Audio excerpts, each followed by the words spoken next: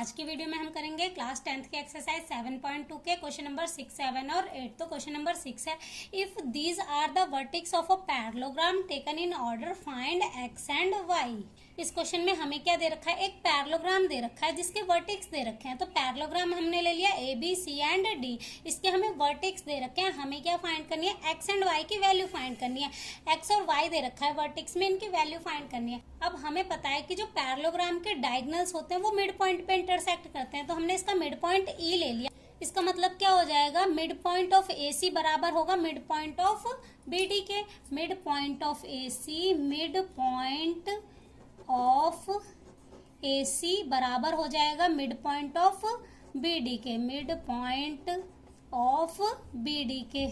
अब यहाँ पे अगर ये इसका मिड पॉइंट है तो हमारे पास मिड पॉइंट सेक्शन फॉर्मूला होता है x1 plus x2 bye 2, y1 plus y2 bye 2। तो हम मिड पॉइंट सेक्शन फॉर्मूला लगा के क्या निकालेंगे, x और y की वैल्यू फाइंड करेंगे। तो मिड पॉइंट ऑफ ए सी लेंगे तो इसका x1 plus x2, x1 1 plus x2 की वैल्यू x बाय 2 बराबर होगा किसके, बी डी के डायगोनल, यानी कि 3 प्लस 4 बाय 2 के बराबर होगा, क्योंकि mid point of A C बराबर है mid point of B D के। अब उसके बाद y1 प्लस y2, इसका y1 2 प्लस y2 6 पॉन में 2 बराबर होगा किसके, इसके y1 प्लस y2 के, 5 प्लस y बाय 2 के। अब इसे आगे सिंप्लीफाई कर लेते हैं, 1 plus x by 2 as it is, 3 4 7 by 2, 6 में 2 प्लस करेंगे 8 by 2 equal to 5 plus y by 2। अब इन्हें क्रॉस मल्टीप्लाई करेंगे तो ये क्या बन जाएगा, 2 1 ज़ा 2 प्लस 2x, 7 2 ज़ा 14। अब 2x इधर एज इट इज 14, ये प्लस का 2 इधर आएगा माइनस का 2, इन्हें माइनस करेंगे तो हमारे पास आ जाएगा 12। अब ये 2 इधर मल्टीप्लाई में है तो इधर आके डिवाइड हो जाएगा, 2 6 ज़ा 12। तो हमारी x की वैल्यू क्या आ गई, 6 आ गई। अब इसे सिंप्लीफाई करेंगे, क्रॉस मल्टीप्लाई कर लेते हैं, 8 2 ज़ा 16 और 5 2 ज़ा 10 प्लस 2y इक्वल टू 8 2 ज़ा 16, प्लस का 10 उधर जाएगा माइनस का 10, तो 2y इक्वल टू 16 माइनस 10, तो y इक्वल टू यहाँ पे आ जाएगा 6, ये मल्टीप्लाई में है डिवाइड में, 2 3 ज़ा 6, तो y की वैल्यू हमारी क्या आ गई, 3 आ गई। हमें x और y की वैल्यू फाइंड करनी थी, तो x की वैल्यू हमारी 6 आ गई और y की वैल्यू हमारी क्या आ गई, 3 आ गई। तो क्वेश्चन नंबर 6 हमारा कंप्लीट हो गया।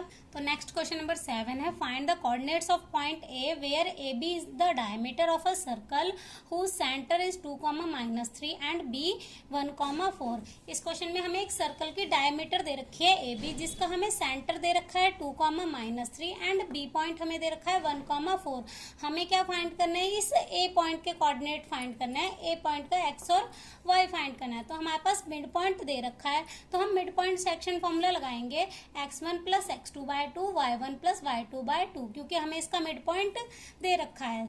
तो वैल्यू पुट कर लेते हैं, x1 x plus x2 1 bye 2 की वैल्यू हमें कितनी दे रखी है, 2, क्योंकि हमें मिड पॉइंट दे रखा है। उसके बाद y1 की वैल्यू y प्लस y2 की वैल्यू 4 बाय 2 बराबर होगा किसके, -3 के। अब इसे सिंप्लीफाई करेंगे, ये क्रॉस मल्टीप्लाई हो जाएगा, 2 2 ज़ा 4, x plus 1 as it is, क्योंकि इसको 1 से मल्टीप्लाई किया, 2 2 ज़ा 4, प्लस का 1 इधर आएगा माइनस का 1, तो 4 माइनस 1, x की वैल्यू हमारी क्या आ गई, 3 आ गई। उसके बाद y फाइंड कर लेते हैं, क्रॉस मल्टीप्लाई करेंगे तो y plus 4 as it is, क्योंकि ये 1 से मल्टीप्लाई हो रहा है। अब 3 2 ज़ा माइनस का 6, प्लस का 4 उधर जाएगा माइनस का 4, तो -6 -4, माइनस माइनस प्लस पर साइन माइनस का, तो ये आ जाएगा माइनस का 10। तो y की वैल्यू हमारी क्या आ गई, -10। तो हमारे ए पॉइंट के कोऑर्डिनेट क्या आ गए, 3, -10। तो क्वेश्चन नंबर 7 हमारा कंप्लीट हो गया। तो नेक्स्ट क्वेश्चन नंबर 8 है, if A and B are -2, -2 and 2, -4 respectively, find the coordinates of P such that A P equal to 3/7 A B and P lies on the line segment A B. इस question में हमें क्या दे रखा है, एक line segment है A B जिसके हमें कोऑर्डिनेट्स दे रखे हैं।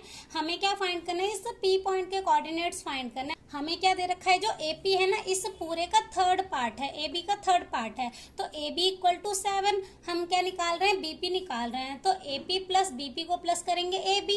एपी हमारी 3 है, बीपी नहीं है।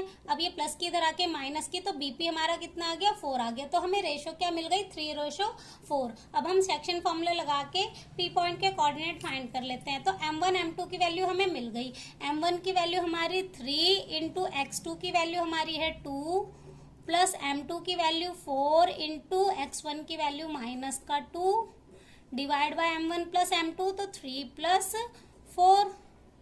m1 की वैल्यू 3 इंटू y2 की वैल्यू माइनस का 4 प्लस m2 की वैल्यू 4 इंटू y1 की वैल्यू माइनस का 2 divide by m1 plus m2, तो 3 प्लस 4। अब आगे सिंप्लीफाई करेंगे, 3 2 जा 6, 4 2 जा माइनस का 8 डिवाइड बाय 7, 4 3 जा 12 माइनस का, और 4 2 जा 8 माइनस का 8 डिवाइड बाय 7, माइनस का 2 बाय 7, और माइनस माइनस प्लस पर साइन माइनस का, तो माइनस का 20 बाय 7। तो हमारे पी पॉइंट के कोऑर्डिनेट क्या आ गए, माइनस का 2 बाय 7 और माइनस का 20 बाय 7। तो क्वेश्चन नंबर 8 हमारा कंप्लीट हो गया। आगे के क्वेश्चन करेंगे नेक्स्ट वीडियो में।